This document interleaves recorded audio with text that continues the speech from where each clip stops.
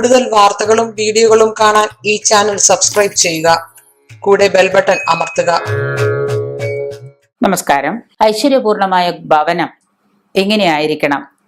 ഏത് ഭവനമായാലും ഏത് മതസ്ഥരായാലും അവരുടെ ഭവനം എല്ലാം ഐശ്വര്യപൂർണമായിരിക്കണേ. എങ്ങനെയാ ഭവനം ശില്പശാസ്ത്ര പ്രകാരം വാസ്തു നിർമ്മിത പ്രകാരം നിർമ്മിച്ചതായിരിക്കണം എന്ന് ആദ്യം തന്നെ പറയുന്നുണ്ട്. വാസ്തു പ്രകാരം നിർമ്മിച്ചതായിരിക്കണം, നിയമപ്രകാരം നിർമ്മിച്ചതാവണം. കിഴക്ക് നിന്ന് പടിഞ്ഞാറോട്ടോ തെക്ക് നിന്ന് വടക്കോട്ടോ കാന്തിക ശക്തിയുള്ളതൊക്കെ ആയിരിക്കണം വായുപ്രകാരം. ഒപ്പം തന്നെ എല്ലാ ദിവസവും വീട് അടിച്ച് വൃത്തിയാക്കി നിശ്ചിതമായ ഒരു തരത്തിൽ അടിച്ച് വൃത്തിയാക്കി ശുചിയാക്കി വച്ചിരിക്കണം നമ്മളുടെ ഗ്രഹം എന്ന് പറയുന്നുണ്ട്.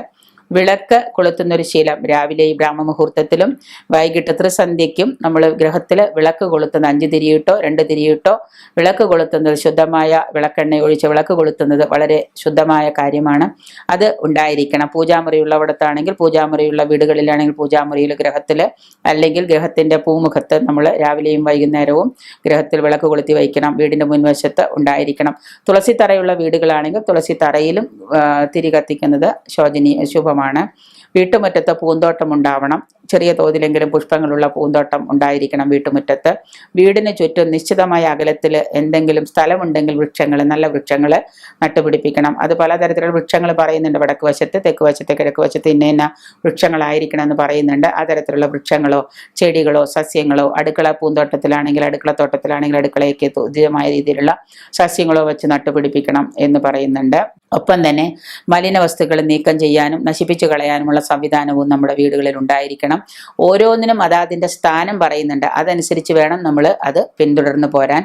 ഉപകരണങ്ങളെല്ലാം വീട്ടിലുള്ള അടുക്കളയിലൊക്കെയുള്ള ഉപകരണങ്ങളെല്ലാം വലിച്ചു വാരിയിട്ട് അവിടെ ഇവിടെയൊക്കെ ആയിട്ട് നശിപ്പിച്ചിടാതെ ഉപകരണങ്ങളെല്ലാം യഥാസ്ഥാനത്ത് വളരെ വൃത്തിയായിട്ട് അടക്കം ചിട്ടയോടും കൂടി വേണം നമ്മൾ വയ്ക്കാൻ.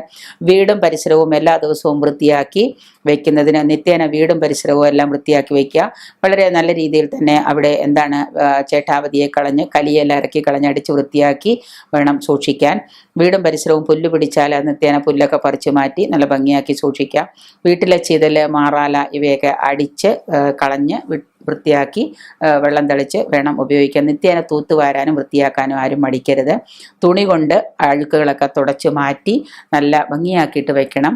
പുരയിടത്തിൽ നവദേവതമാരെയോ പുരയിൽ ശ്രീ ഭഗവതിയെയോ സ്ഥാപിച്ച് നിത്യേന നമ്മൾ വിളക്ക് വയ്ക്കണം. പുരയിടത്തിൽ ഫലങ്ങൾക്കും വിറകിനും തടിക്കുമൊക്കെ പ്രത്യേക സ്ഥലങ്ങൾ. ഇന്നിപ്പോൾ വിറക് കത്തിക്കലൊന്നും ഇല്ലാത്തതോ ഗ്യാസ് അടുപ്പായതുകൊണ്ട് വിറകും തടിയൊന്നും വേണ്ട. ഉള്ള വീട്ടിലാണെങ്കിൽ അതിന് സ്ഥിരമായ സ്ഥലം നമ്മൾ കണ്ടുപിടിക്കണം. ആവശ്യമായ വൃക്ഷങ്ങളും ആവശ്യമായ ഔഷധ ചെടികളൊക്കെ പറ്റുമെങ്കിൽ ഒരു തുളസിയെങ്കിലും നമ്മുടെ വീടുകളിൽ നട്ടുപിടിപ്പിക്കാൻ നമ്മൾ ശ്രദ്ധിക്കണം. ഇങ്ങനെയൊക്കെ ഒരു മാതൃകാ ഭവനം ഈ രീതിയിലൊക്കെ ആയിരിക്കണം നമ്മൾ കൊണ്ടു നടക്കേണ്ടത്.